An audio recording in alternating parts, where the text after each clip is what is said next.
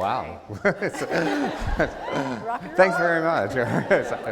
I thank you on Alanis's behalf. Well, as mentioned, you have a new record that's out, and the title is Havoc and Bright Lights, and which I loved from the beginning and loved since listening to it.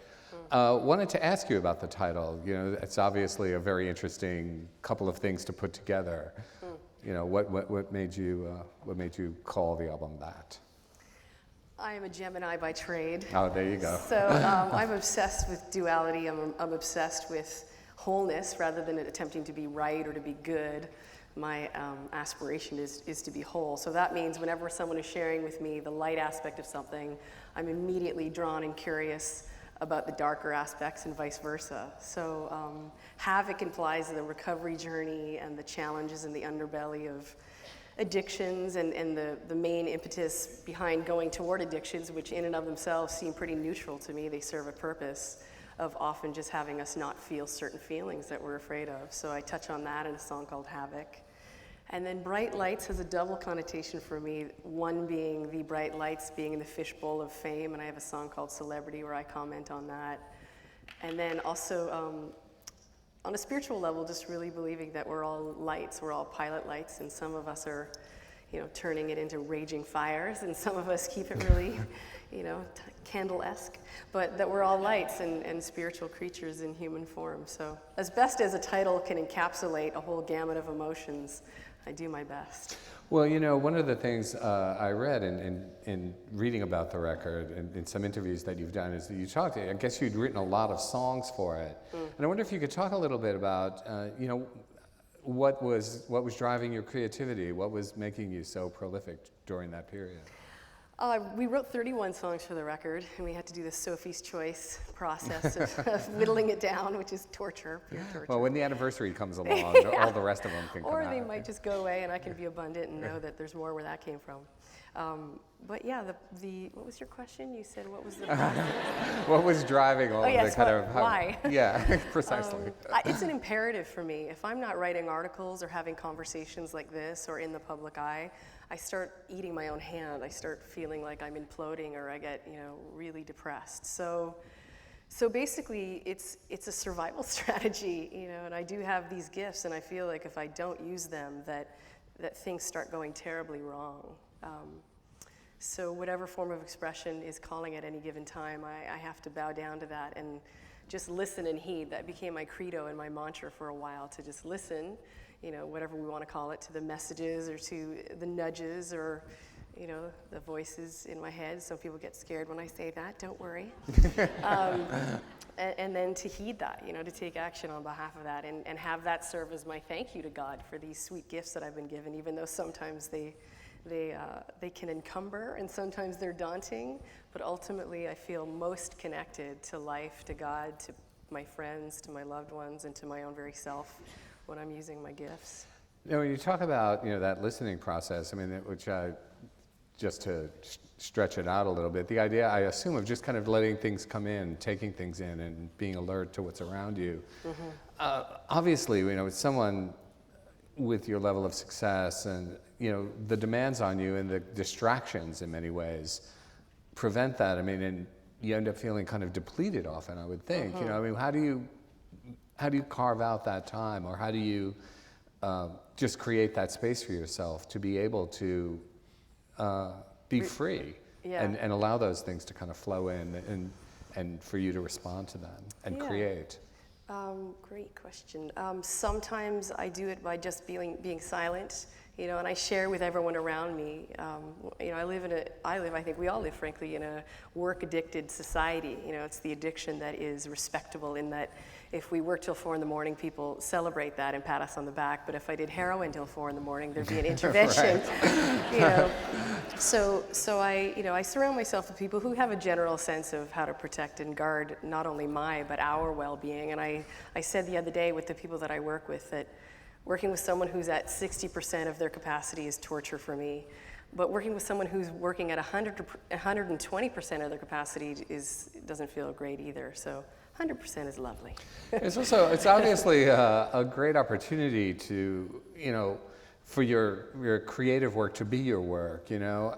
But it still work, and it still can, you know, lead you into corners or feeling trapped, you know. And obviously with you, I think, you know, that initial blast of fame, you know, that came with Jagged Little Pill, and which I'm sure in many ways was, you know, in one sense, the realization of a dream. I mean, you know, you make a record, you want people to hear it and be excited, and, you know, people went nuts. But, you know, obviously there was a, you know, another side of it. And I wonder if you could just talk about that duality a bit, you know, just which, you know, the whole thing, like what it felt like, you know, in the good sense, and what it felt like in, you know, the negative sense.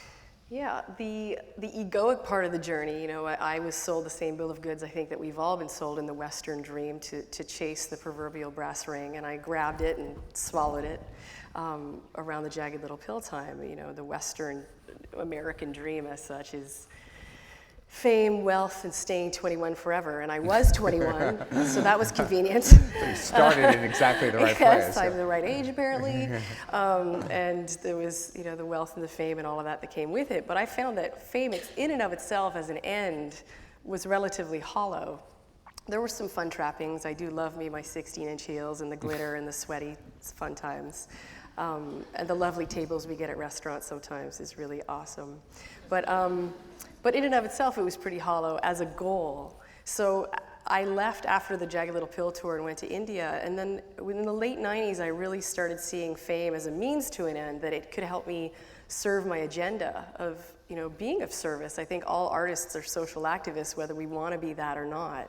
And some of us, you know, as we get older, it's a little more comfortable to take on that responsibility. I think a lot of young artists I speak with or meet or think about, and even my own self at that age, it was daunting and way too overwhelming to be in a position of formal role modelship, you know. So it's only later on in my maybe mid-20s that I started seeing fame as a way to uplift and to comfort and to assuage and to, you know, sing about connection and to live my real purpose through just showing up. You know, you mentioned the song Celebrity that's on the new album. And I was wondering, you know, it's obviously, it's such a big issue, and it's so much a part of American culture, and especially now with digital culture where, you know, with all our twittering and, you know, Facebook pages and everything else, where everybody's a celebrity in their own little group, or aspiring to it. Right. And I wondered also, in that regard, you know, when you talk about like younger artists, I think particularly younger female artists who may look up to you or at least know that you've been through it a lot. You know, when you watch them or read about them or hear about them, and obviously, you know, a lot of them have been going through difficult times, it seems like, and you must have felt like, wow, you know, I know what one part of that is. You know, I just wonder if you could talk about some of that.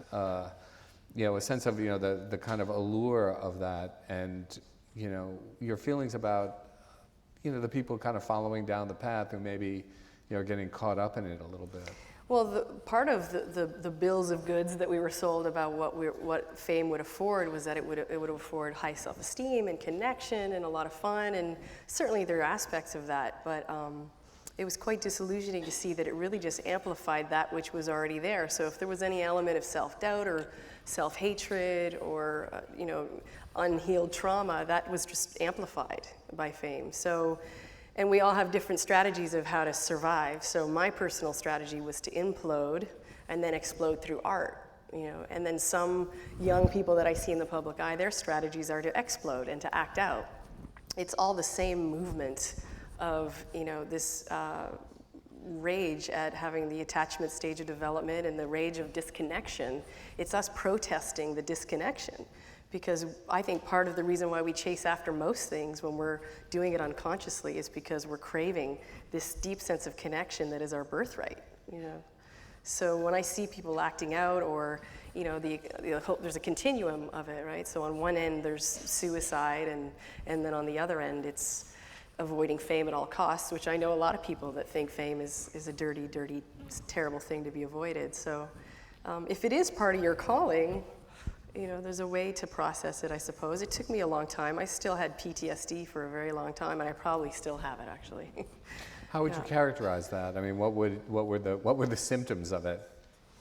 Undue paranoia. No need to be paranoid. What do you mean?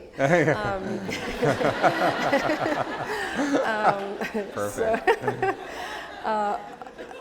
Just a lot of fear of what people's agendas were. And I think, trust is earned over time. So there were so many repeated instances of, especially in the mid-90s, it was a different era. It wasn't the era it is now, where the playing field is being leveled by this social media and the climate that we're in a way that I think is really incredible, in a way that renders everything transparent, whether we want that or not.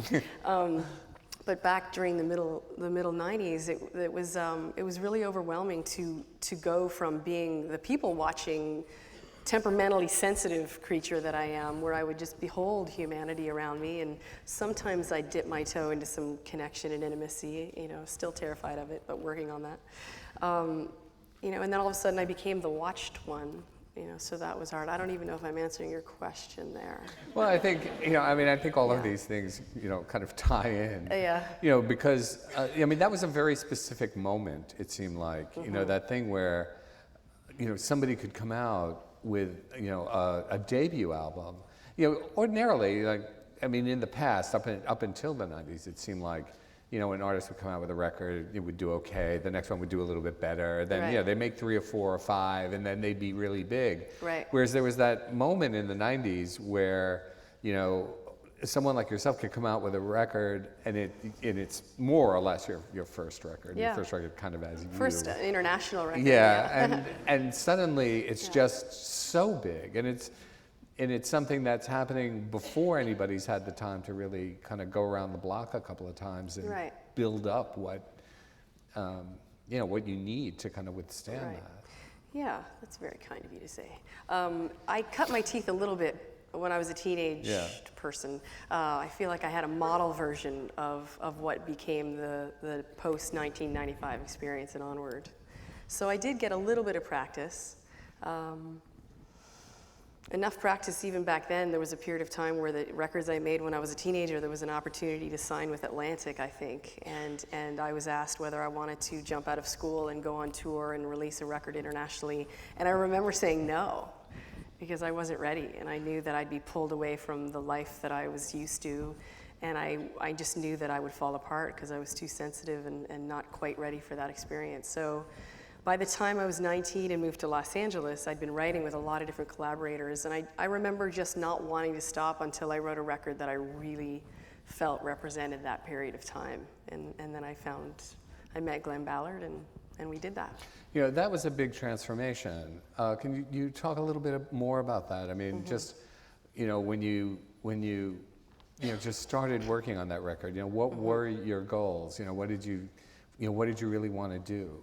Well, there had been some emancipation, and I felt very unfettered in the studio with Glenn, and he's really great with artists in that he'll hold you figuratively and literally in the studio, and he kept, every day he would just say, what do you want to write about?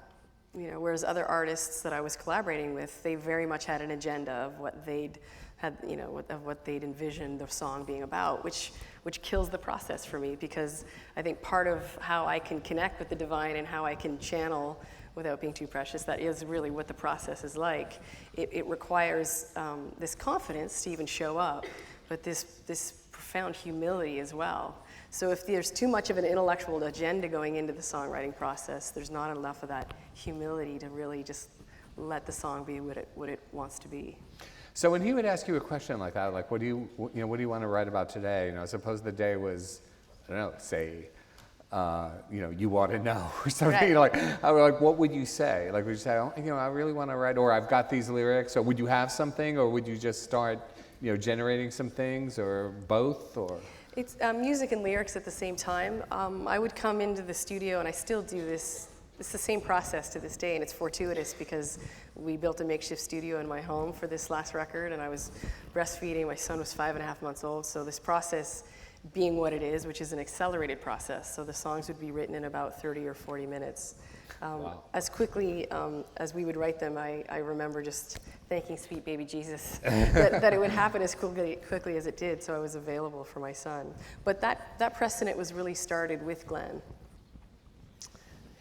and you would, you would be able to write a song that fast? The living of the life that I wind up commenting on later, as you can imagine, takes some time. But then once it comes time to comment on it, I think if there's one thing that I feel really grateful for, I do believe I have the ability to take, whether it's a really dense book or a very complicated subject, that I can distill it into a couple of sentences. And my friends take me up on that.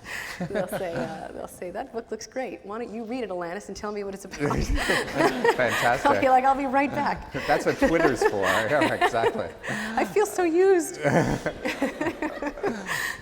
Can you talk a little bit about the first music that you encountered, like in your family or just as a kid, the first music that, kind of got you excited? The Smurfs All-Star Show. Very good. That was actually the first record I bought.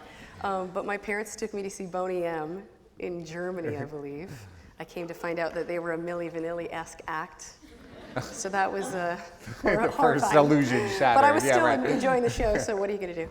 And then I was listening to Etta James and Aretha Franklin, and as a Now, young, how did you get to that? Like your parents had it around? Bless them for exposing me to that much music. And then my brothers and I were listening to hip hop and Heavy D, and then we were listening to Whitney Houston, and then I loved dance music.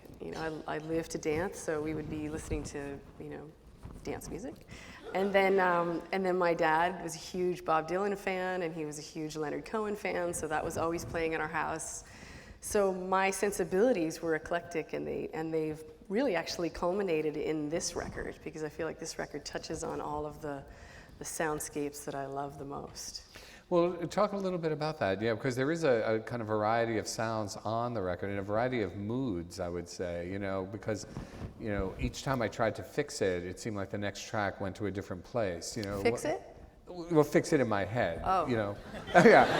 Yeah, I had some suggestions, actually, if you don't mind. Like, it's been mastered. I would love to get, kind of production credit would be much apappreciated, if you don't mind. Yeah. No, I mean, fix it in my mind as, okay, this is what this Got is it. about. Yeah.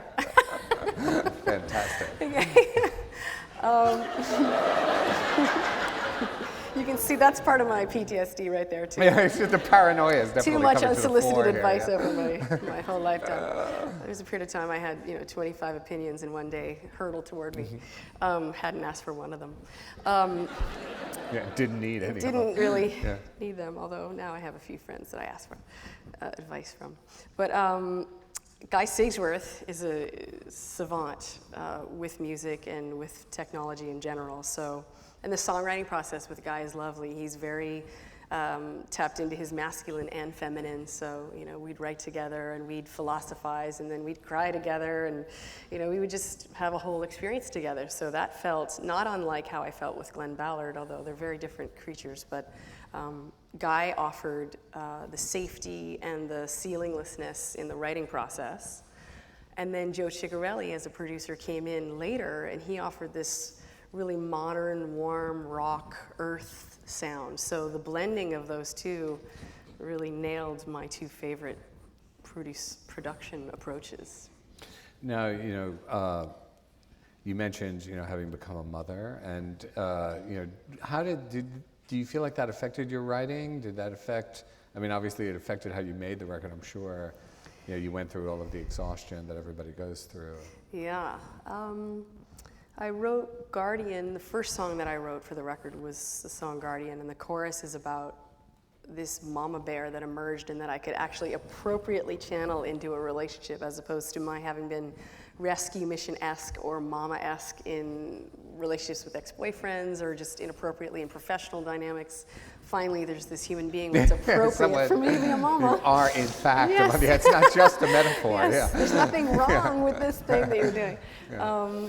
And so that chorus is about that protector part and that compassion, And then I noticed there was a disparity between how I was being with my son, very attuned and consistent with him, and how I was being with my very own self. It was quite a big difference. So the verses are about my wanting to grow an inner parent and how this inner wounded part of me that was very upset with the lack of inner parenting. I think we sort of parent ourselves based on how we've had parenting modeled for us, So I had to grow my parent up. I'm still in the process of that. One of the things that, certainly in New York, it seems like there's such a kind of, almost a kind of competitiveness certainly about motherhood and about parenting in general. I was wondering if, like any of that was stuff that, you've encountered and how you've handled that and tried to stay focused on just you and what you are doing. Competitiveness around? Being the perfect parent, Well, I think perfectionism is epidemic, and it shows up everywhere. I think beauty and perfectionism have somehow been coupled, and the whole overachieving approach is just another way of doing this, as opposed to ultimately attempting to deepen our commitment, deepen our level of intimacy with each other, have that afford healing so that we can actually tune into our own authentic essential selves, our core selves, and as best as we can have that be expressed in our day-to-day experience, as opposed to this persona or this fabricated presentational self that we present to people based on what we're told is right and wrong. So if we're raised in whatever culture, whether it's New York or Canada or Europe or anywhere, we have a list of things we can or cannot be, and those lists are also different for both genders. Women can't be angry or sad. That was the old paradigm, And men, you'd have to tell me there's probably 12 things you can't be, but we are those things, so how do we navigate that, So art is a beautiful way to do it, and then being with people that we feel safe enough to present these human parts of ourselves is another great way to do it. One thing I think that, having a child does is it, certainly tumbles your emotions around. Did you find yourself kind of going through a sort of reevaluative, phase, once having given birth? The priorities got really, really clear. For me, it's marriage and my son. They're right at the top. This vocational living, I couldn't, I was at the proverbial fork in the road, and there was no way I could give up my vocation. And and marriage, I highly value monogamous, committed partnership, and I value motherhood and the attachment parenting approach. So the thing that did slightly move down the list was my self-care. I did discover coffee, which was awesome. And there's a soldier aspect. I don't think I'm alone in the first year or two of parenting and just holding it together by the skin of my teeth. Yeah, for sure. I wanted to ask you about, we talked about kind of early impact of music. What about writing? What were some of the first writers or songwriters? You alluded to some of having listened to them, but what were the first sources that you really found yourself kind of diving deep into to just kind of absorb, or that you were really gripped by? I loved philosophers, and I'm a geeky PhD academia therapeutic community girl, without a PhD. But I'm obsessed with the human condition. I love neurobiology. I love how the brain works, how the body works, somatic, mind, body, spirit. The stages of development, if I have any aspiration at all, it would be to render the stages of development as just common knowledge, and we would see how we were affected as children and how that directly affects how we operate as adults and how it directly affects our relationships with our spouses and best friends and colleagues and bosses, and that would just be sort of a map that we would all be aware of, So I think the more we talk about it, I've written articles about it. I just think it's a really empowering piece of information to have, to know how we tick in general, so that if there are areas or blind spots, that we're not in the dark and we're not, in despair 24 hours a day and we don't know why. What about sort of stylists? Like a kind of writing style, or a way of either writing in a song or writing an article or something like that. Were there people that you thought, that's it? Yeah, right, exactly. I'm obsessed with Big Sur, and part of why I'm obsessed with Big Sur is the Henry Miller, Brodigan, Anais Nin, just the writers that have collected there, Jack Kerouac, Kurt Vonnegut. I love the conversational style of writing, and that's how I write. When I write articles, I just write it's frankly songwriting too. I just write as though I'm having a conversation. And that seems to be a really easy way for me to write. It is effortful in a sense, in that I'm exhausted after, but it's easy in that it almost just writes itself. Yeah. Well, one of the things I think, I mean, we could feel it here tonight, and I think in your audience generally, is that I think that's part of what, really reaches people. It's also something that people have criticized or made fun of, or, Yeah. And obviously when you go deep inside yourself and you put something out there and it, I mean, I think we're all a little bit used to getting criticized, but, if somebody really comes down hard or is cruel. Yeah, a lot of I mean, that. That's yeah. part of the PTSD too. Well, Yeah. I was going to ask, I mean, how you kind of came to terms with that, where you're kind of measuring yourself by your own, by your own response, by response to people that you trust or love. Well, that's the operative part you just said, is that I take feedback from people whom I really respect, So if it's about what I'm wearing, I ask people whose style I love. If it's about, how I'm coming across, I've had coaches coach me over the years. My friend Debbie Ford, who's written several books, she gave me a lot of coaching about how to speak and not move my head like this.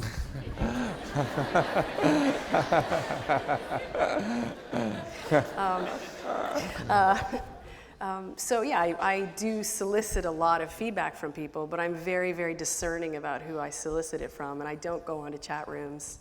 It's traumatizing to go into an area, whether it's articles or whether it's chat rooms where people are really violent. And it's not so much that I take the projection onto me totally personally, although sometimes that hurts in and of itself, but it's more the violence in general, the inner violence within a person who would be willing to be that sort of destructively rageful or cruel. And for no apparent reason, really. I mean, it's fine not to like the song. Yeah, and I don't even mind a passionate dislike. Yeah. Certainly there are things like liver that I passionately dislike, but that's just me defining myself, And I think for us to be, it'd be so nice if we could be responsible in saying, I hate Alanis for this specific reason because I hate that quality in myself, So that'd be nice. But that wasn't the case, and it was particularly fierce in the mid-'90s, and it's such a feminist conversation for me too, because there was such a lack of sisterhood during that time. There's a lot of women kind of scratching each other's eyes out, and I wrote a song called Sister Blister to comment on it. So it's a different era now, though. I feel much more connected to different women artists. So things are changing. Do you feel like, that some of that has come just, through your own experience, that, obviously the world has changed, but, you've changed a bit too, Oh, yeah. You seem very relaxed and... Yeah. Honestly.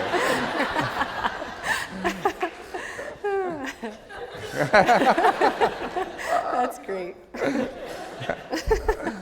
Very funny. Yeah.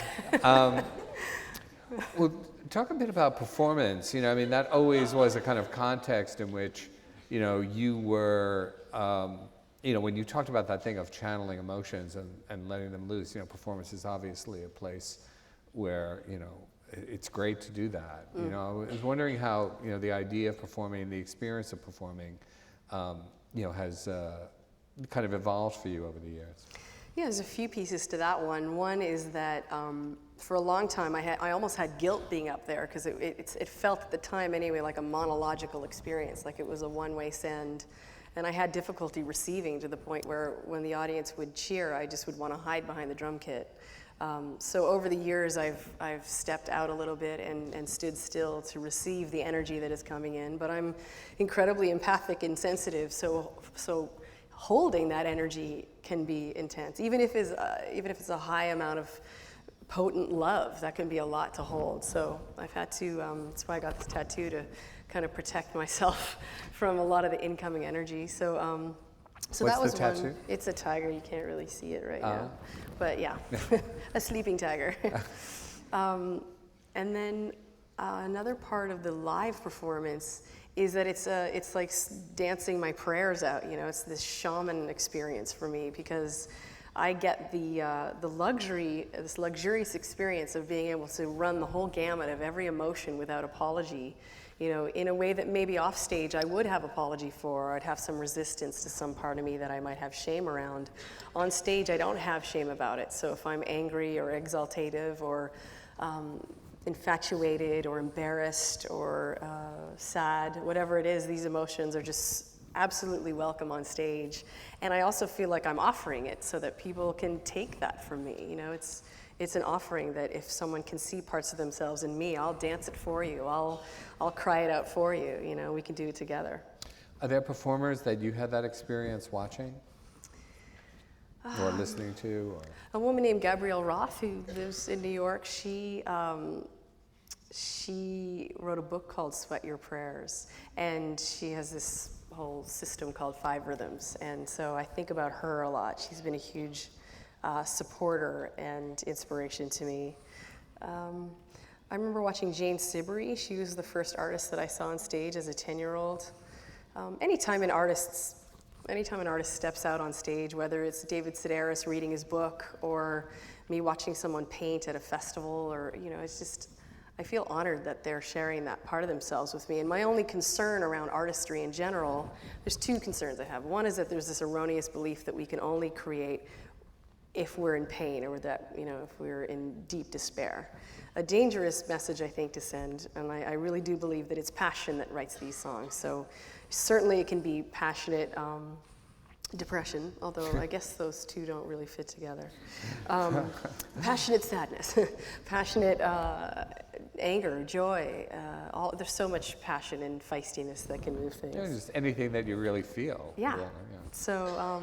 So I've noticed that I can write from any of those places, and there can be some social commentary which comes from anger, and activism is fueled by anger. So it's a gorgeous life force that can move worlds. So that part, that erroneous part there, and then what else was I saying? You said something. Inspiring performances or performers or. Yeah, there was a second part to. Sorry. The brain. Yeah, you don't need to struggle No, with but that. I'd like to for a second. Oh, okay. Take your time. Okay, so that erroneous belief about artists. It'll come back. Sorry, guys. Okay. Yeah. You've obviously, both in your music and certainly in our conversation tonight, made a number of references, to kind of your spiritual life. And I wonder if you could just kind of talk about, that process. What was the first time that you had a sense about, yourself as a spiritual being, and then could you talk about that evolution and its meaning for you? Great question. I just remember, ever since I could, as far back as I can remember, I always felt connected to God. I always felt like a little God girl. So that would look like praying, it would look like dancing, it would look like painting, it would look like snuggling into somebody, it would look like hanging out with my pets. I didn't have pets then, but it would look like hanging out with other people's pets. But if you did have them, because I wasn't allowed to have pets. My parents weren't pet people. I was dying, I would hang out with any animal that I possibly could. And it would take, in church, I would sing the St. Francis of Assisi song at the top of my lungs. And I believe that there's this beautiful thread of continuity that permeates all religions, so I don't consider myself to adhere to any organized religion as such, but there is, little pieces that show up in every religion that have a through line. It has a through line. So, which are those for you? In Buddhism, in Judaism, in all of them. Not just, but what are the parts? Like what's the pieces? Yeah. That we're innately good, although Catholicism does imply that we're born sinners. Having been raised Catholic, I but there's I don't beauty. remember. I was absent that day. But it's in our bones, right? Even the aesthetic, and I dig Jesus. Absolutely. Jesus is totally cool. Jesus is just all right with me. Jesus is totally awesome. And I just love, just to get down to the minutia of it, I love the incense, I love the ritual, I love the prayer, I love the singing. There's chanting, at a lot of the different churches that I go to. There's this coming together to make some joyful noise. And that humility piece, Pia Melody, who's the head woman, I guess, at the Meadows Recovery Center in Wickenburg, Arizona, she has written some lovely books. And one of the key pieces I got from her teachings was this humility piece. And that's why I think the 12 steps is what it is. It's basically a path back to a sense of spirit, you know. And humility is the doorway to being receptive to this message. So the danger of being a narcissistic culture is that the first things that go away are empathy and curiosity and humility. You know, and those are such God-connecting qualities. So it's not a surprise to me that there seems to be such a spiritual void in not only our country sometimes, but in the West as well, that those qualities aren't there. Therefore, it snips our capacity to connect with the divine. You know, you kind of brought up in that context, you know, the process, you know, of recovery. You know, can you talk about that a little bit and you know, what that journey, you know, has been like? My top addictions of choice are work addiction, love addiction, which I feel I'm actively in recovery around, enough to be able to get married in a functional relationship, or so I think. Anyone who's married can know that we have our moments. And then food, you know, and I think drugs and substances and processes and people, whatever it is that we're addicted to, they're neutral to me in and of themselves. You know, they're serving a great purpose. And oftentimes it's what I alluded to earlier, which is certain feelings we don't want to feel. You know, for me, the big ones around food are anxiety, sometimes boredom. You know, work addiction is, there's a lot of fear. Love addiction, there was a lot of fear, disconnection from spirit too. So it's not a surprise to me, like I just said, that the 12 steps predominantly revolve around reconnecting you with a sense of spirit. Did you find any resistance in yourself to that? To recovering? Yeah. Yeah. Yeah, no, I kick and scream. But I just find that the most exciting people I've ever spoken with are those who are pulling up their bootstraps and they're warriors, you know. I think it's a very brave thing to not try to be good, you know, and not try to be better and not try to improve, but ultimately to slowly peel away the layers that keep us from the juicy beautifulness that we innately already are. You know, and there's a lot of writers like Gangaji Adyashanti that I read almost every day who just remind me of that. Krishnamurti. There's so many amazing books and writers out there of people who speak directly about what I allude to in my songs all the time. You know, you've referenced activism a few times, and you know, I mean, it's an interesting thing, that connection between, you know, the inner world and the outer world, and maybe the world beyond. You know, I wonder if you could talk about that sense of social activism. I mean, obviously, you know, we're in the grips of an election here, and you know, it's an important one, and the country is certainly as polarized as I ever remember it being. And I wonder, you know, if you could, you know, talk about, you know, some of the issues that you care about and some of the you know, types of activism that you think, you know, can make a difference. Well, I think everyone has their own calling. You know, I know a lot of people that. Yes. These are your questions, which will be. The president is calling. They're long questions too. Nobody's just. Okay. It's very good. Yeah, that's awesome. Yeah.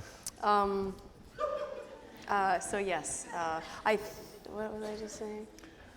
Activism and. Yes. So I think our political choices are our spiritual beliefs evidenced, and my personal activism is social, spiritual, psychological. That's just the type of activism that I was born to do. And I've been invited into the political realm, and I find it exciting because I do love public speaking, and I think being political in a sense just is a sign of respect for people to be able to play well in the playground. And then other people that I know are what I consider to be symptomatic addressers, you know, so they'll go build the schools in Africa, and they will, you know, they do that version of activism, and I think that's gorgeous too. We're all working together. My personal aspiration and what gets me going is to get to the cause, get to the underneath of what's really going on. And I think the greatest activism of all time is parenting as well as we possibly can, because we're building the future with our children. So parenting's a big one for me. I'm not a perfectionist, so I'm doing my best, but really supporting people in raising their consciousness, because as opposed to putting Band-Aids on things and then wondering why the festering wound is not healing, I'd like to just kind of tear the Band-Aid off and get into what's really going on underneath so that we can heal it from the ground up, Oh, well, let's get to some of these. Okay.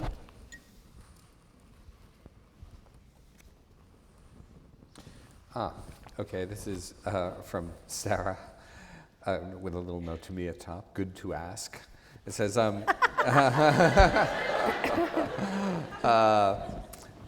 can you speak to the role, if any, of psychoanalysis or therapy in your emotional development and transformation expressed in your music over the course of your career?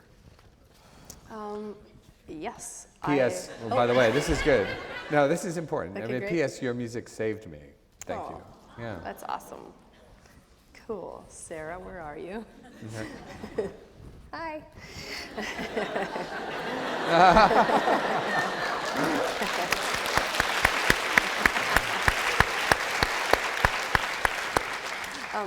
Therapy has been huge for me. And I know the psychotherapeutic community and the spiritual community, they fight, And for me, I see it as a 4-step process. So there's the egoic journey, the part of me that cares about how my hair looks, the part of me that has a story, and that comments on the story in every song I write, Then there's the psychoanalysis, which is the first disidentification from ego. So that was the first time where I stepped out of myself and, as best as I could, gained some semblance of objectivity so I could step away. And then the next one is even more of a heightened stepping away and disidentification, which is, a lot of the rituals of being the witness and mindfulness practice and stepping out and watching the thoughts and not jumping and identifying with them and holding on to them, letting them pass through. And then there's the fourth one, which is just consciousness itself, where we all meld into one, and this entire human experience, every aspect of it is consciousness itself manifest. So I bounce between all four, whenever I can, and I love therapy. I live for it. I just like to understand things, because understanding to me just begets compassion. It allows me to feel the connection that is the truth of our being inextricably linked. So the more I can understand what's going on here, then I can understand what's going on out there, oftentimes at the same time. That's why marriage is so cool, because if I can love in another that which I hated myself, then maybe I can start loving it in myself. Because that whole thing of, if I hate myself, I can just look in the mirror and say I love myself. That never worked for me.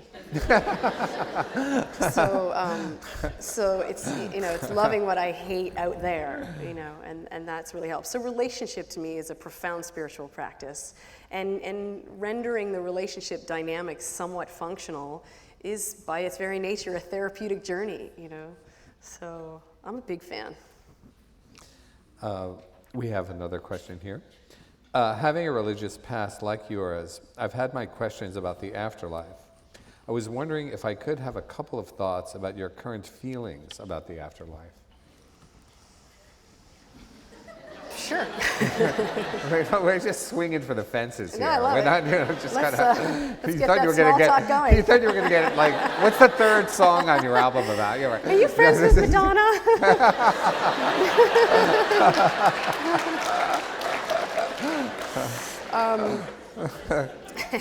I love it.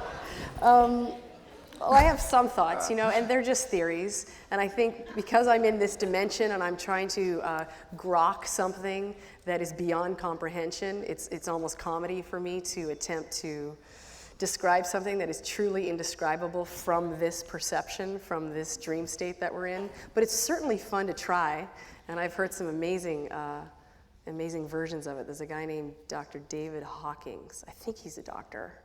that he's written, who cares?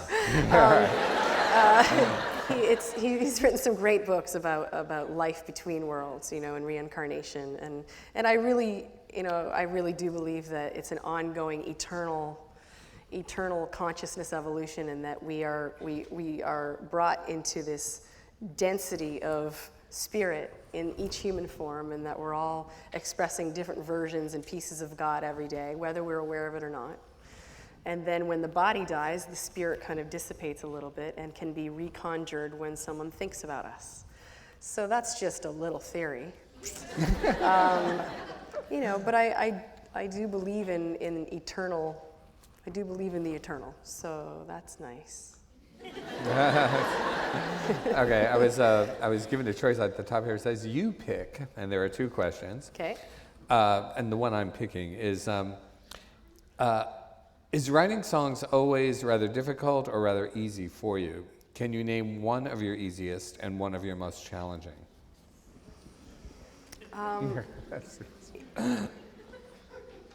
Are those both the questions? No, that's just one. Okay. Do you want the other one? No. Okay. My brain can't handle 3 questions at once, as you can see. I exercised editorial judgment. I here. appreciate that. Thank you. Keep me focused. Yes. So the exercise. I thought, some sense of narrowing might be helpful. I appreciate the slightest bit. Yeah. No, bless you for that. Okay, so the songwriting process is very exhausting and effortless at the same time. So for me, it's about discipline and inspiration meeting each other halfway. So setting it up that the studio is set up, that I show up at 1 p.m. every day, that I have the afternoon carved out for this. That's the structure or the discipline aspect of it. And then the effortlessness is really just opening myself up enough to let it just come through. So that's that. And then there was another part of that question. Do you remember? The easiest and the hardest examples. So the easiest song to write for me so far was a song called Perfect on Jagged Little Pill. That took about 20 minutes, and it was really awesome. And I just remember kind of shaking a little bit, and Glenn and I were really moved, and I think it was really late. It might have been 3 a.m, and the lights in his studio dimmed, and then they came up, and we were both completely freaked out. So that was nice. And then I think the more challenging ones to write are the ones where I get a little too heady for my liking, a little conceptual. I do love to speak in concepts, but sometimes when I speak conceptually and theoretically, I get into my head and I lose the heart connection. So there's room for theory. I love the theoretical aspect of things, but I notice that when I write songs and I'm getting a little too theoretical, that it's time to just get back to the visceral, intuitive aspect of writing. So I don't have a song off the top of my head about that one. Okay. Yeah. This is from, full name here, Helen Stoddard. When your album came out in 2004, I bought a CD at the Virgin Megastore, which has since closed. When your album came out this week, my pre-sale purchase on iTunes downloaded automatically. As an artist, do you feel the dramatic change in how your music gets to your audience? I love it. I love this new era. This new climate is so exciting to me. The only thing that I miss is the physical, tactile, sensual experience of opening up a CD and smelling it and being able to read the credits, because I think it's a little harder to get the credits now, right? Yeah. That's the bummer. Because there's so many thank yous in there, and there's a lot of people I wanted to thank and tip my hat to. So, we'll have to come up with a way to make sure that the people, the whole village of people that it takes to create a record, they're all acknowledged. Because that part might be skipped through the direct download part. Yeah. It's been an amazing transformation, I have to say. But I really do. I walked past a store the other day, and there were a few here in New York that still sell vinyl albums. And that's cool. Just seeing those covers, just made my heart stop for a minute. Yeah. They're so beautiful. Yeah. These kind of classic portraits of various artists whom we love. This is a good one. Okay, what is your advice for women who are struggling in their quest for self-awareness when it comes to what they want in a relationship?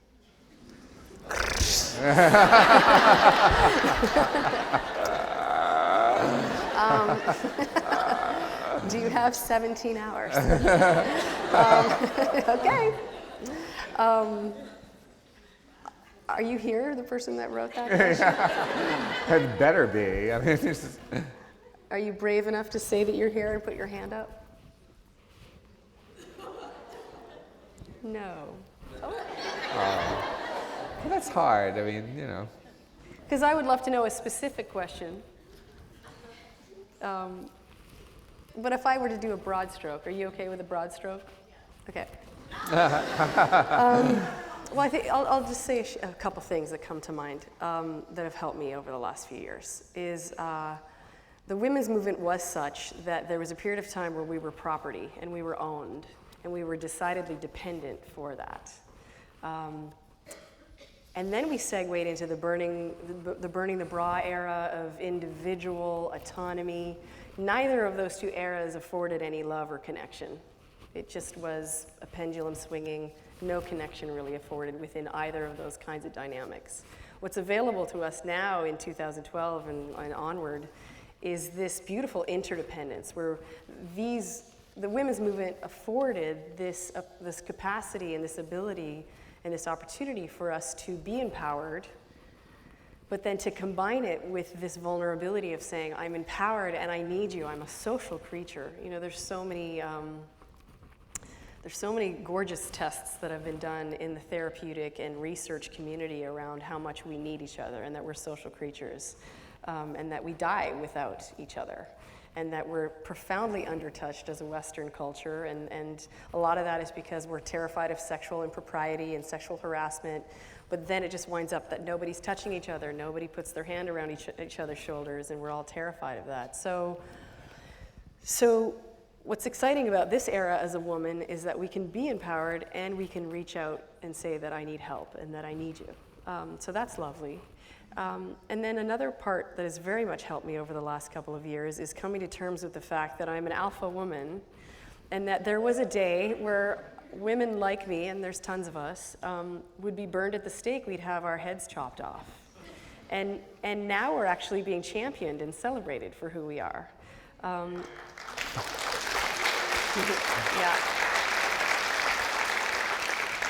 And in 1995, even as recently as 15 years ago, that was still the case. You know, being an outspoken woman who, heaven forbid, had an opinion and was angry or had these emotions that they were, you know, that I was told not to feel.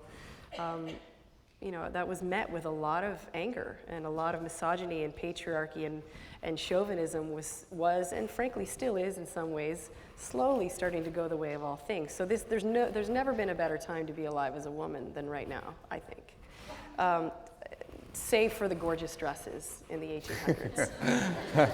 Although the girdles we could do without. But so what's exciting about that is, and what's empowering about it, is that there's this whole new dynamic in heterosexual and homosexual relationships where we can go back and forth between the alpha and the beta role. And alpha does not mean masculine and beta does not mean feminine. It just means this complementary dynamic that can afford profound harmony. There's great chemistry between alphas, doing creative projects together, building businesses together, creating art together as genius with two alphas, a lot of chemistry, not always harmony. Hi.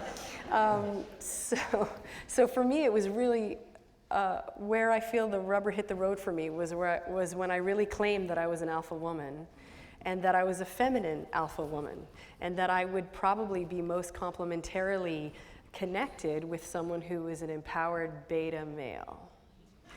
And that, you know, that doesn't mean anything other than what it is. It means a masculine, powerful beta male. So there's this great complement that I now have, and I'm surrounded by them. My husband and the men that I work with are really awesome, powerful men, you know, and they don't hate me. They don't want to kill me. They want to be around me, you know. So yeah. And that there is no right or wrong choice, and there's no version that is better or worse than either. You know, alpha and beta are both awesome.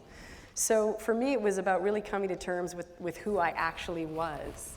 You know, but I think it goes it goes without saying that it makes sense that I was a little bit apprehensive to admit that I was alpha, because that was hated for so long in a patriarchal context.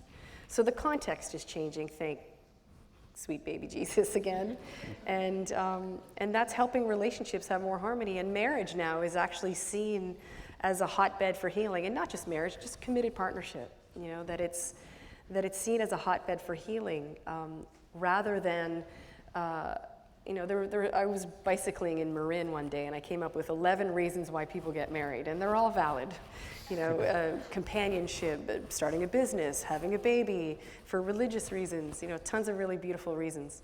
Why I would get married and why I would commit is because I want to have that healing. And Harville Hendricks, who's a mentor, and now I'm happy to say and privileged to say he's a dear friend of mine, he really speaks about the 3 phases of love. The first one being infatuation, which is when the oxytocin is coursing through our bodies, and it's very exciting, and everything's lovely. And then the second stage is where the power struggle comes in, and we've married or we're dating the person of our nightmares, and we're in conflict, and we hate each other, and we can't believe we're with this person. And ideally, if we could persevere through that stage and move to the third stage, where we become active participants in each other's healing. Not that we become parents for our partner's inner child, but that we would offer compassion and empathy and a hand to hold throughout this really harrowing sometimes and excruciating journey of moving toward our wholeness together. So that's what, to me, marriage, the new version of marriage, not the old antiquated institution that it once was, where we owned each other and we possessed each other and we clipped each other's wings and made a life a living hell for each other.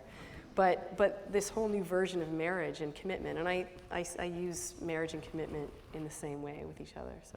So that's one thought. Yeah.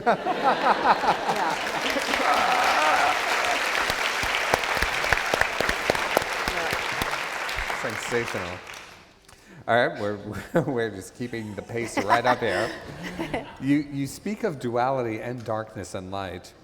What's been your darkest moment, and what's been the light that brought you out? There were some suicidal moments over the years. Definitely feeling disconnected after Jagged Little Pill was a low. Before Jagged Little Pill, when I moved from Canada to Los Angeles, there was a low. Postpartum depression, pretty low. Those are the top 3 greatest hits. The light that brought you out? The light. Reaching out for help. I feel like with the postpartum depression, I waited way too long. And if I could support anyone who's experiencing it, I would say reach out immediately, do not wait. Village, right? We used to live in a context of community where we would help each other out, and there'd be aunties and uncles and grandparents everywhere. I remember being in Fiji, and I remember walking and chatting with these young kids. They were probably all 8 years old or 9 years old, and I said, where are your grandparents? And they just went, and I was like, wow. And then there were all these elders everywhere, So a lot of the native people's communities, they still foster this. And in Fiji and certain parts of the planet, they still live this way. And New York, in its own way, has a real sense of community here, for sure. And for us to get creative and come up with ways where we can still foster this sense of community, but in a very day-to-day, ongoing, face-to-face, eyeball-to-eyeball kind of interaction, where we could work through our humanity together, and help each other out. So community is a big deal. And I don't even know what the question was again. What was it? Something about darkness and light, and what's the light that brought you out? Yeah, the light that brought me out was reaching out for help. With God and with each other and within my own self. Margaret Paul, again, a mentor and dear friend of mine, wrote a book called Inner Bonding and Healing Your Aloneness. And she talks about connecting with your essential core self, your wounded self, growing this inner parent, and tuning into the divine whenever you don't know what to do at any given crossroad. So she's been a huge force in my life for that. So, and the therapeutic journey has really helped me. And you guys. No doubt. I'll just do 1 or 2 more. Okay. Are you afraid of writing songs that people don't like? How do you deal with that fear? When I'm writing, I don't think about anybody else. I think artists, part of the joy of being an artist is this is the supreme self-indulgence and self-absorption that art demands of us at the beginning. And then we choose to share it secondarily or we don't. And so the sharing of it secondarily is the offering, and even at that point, people are welcome to interpret these songs or whatever I create in whatever way they want to. And sometimes I get feedback about how people are interpreting what I'm writing, but oftentimes I don't. And it's in the most loving way as I can possibly say this, it's incidental because I'm offering it. It's like when I give a gift to someone, I'm hoping they love it. Well, that's not true. That's a terrible example because I actually really hope they love it. But a song, I think artists, we just do what we do. We can't help it. We share it. Oftentimes, like I said earlier, we're social activists. But the reason why I would show up and sit here and sweat through my blouse and keep working really, really hard, I'll admit it. It's a lot of hard work to promote a record and to tour the planet.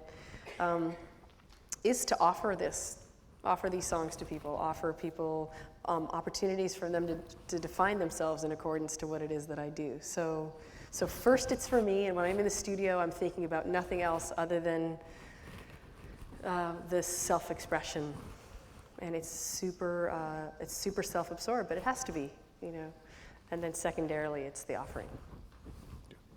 Okay. If you could have dinner, this is from Jackie Stallone. And if you could have dinner with anybody, dead or alive, who would it be and why? I would love to have dinner with the Dalai Lama. You Yeah. could I would probably just do that. I would ask, yeah. Well, I you're in a have met position, him, you and could I feel honored. I've played music before his shows. You've opened for the Dalai Lama. I've opened up for him. Yes. And I wrote a song called Versions of Violence inspired by him. I have a spiritual crush. I would want to know practical things like how many people are around you during the day, and do you do your own laundry? I just want to know the day-to-day stuff, because I think of him all the time. So I always want to know what he's up to and what he's doing at any particular yeah, like what are you Let's just eating? call him right now. I mean, Yeah. Do you have enough time alone? Yeah. Yeah. What influence has your Hungarian heritage played in your music? Can Hungarian folk motifs be heard in any of your songs? I don't think so. There's a song called "Citizen of the Planet" where I tip the hat to my grandma, where I talk about that. My mom escaped from Hungary during the revolution in 1956, so that story is really heart-wrenching for me. So it's in my blood. I'm happy to be part Hungarian. Szereklek. I was hungry in the house. Yeah. Yeah. And my grandmother was a huge presence in my life. I have her name, her signature tattooed on my back, and she's just such a big part of me. So that Hungarian part is in my bones. Whether it shows up in the chord choices I choose, I don't think so. Okay, we'll make this the last one. Okay. First of all, it starts with a PS that begins, "You are looking so hot." Thank you.